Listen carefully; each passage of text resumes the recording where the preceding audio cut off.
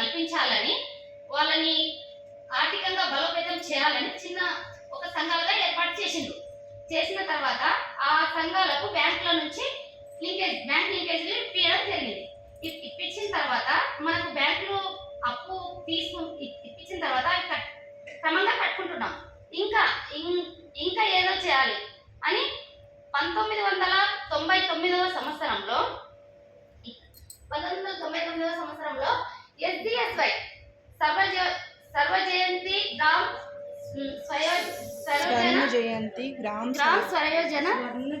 స్వరోజ్గార్ యోజన అనే కార్యక్రమం ద్వారా ఇంకా విస్తరించాయి సంఘాలు, ఇంకా ఎక్కువగా విస్తరించాయి. సంఘాలు విస్తరించిన తర్వాత అప్పుడు 1999లో సంఘాలు ఎక్కువగా విస్తరించినప్పుడు మన సెల్ఫ్ సంస్థ అనేది పేదలను ఇంకా ఉన్న దగ్గరనే ఉన్నట్టు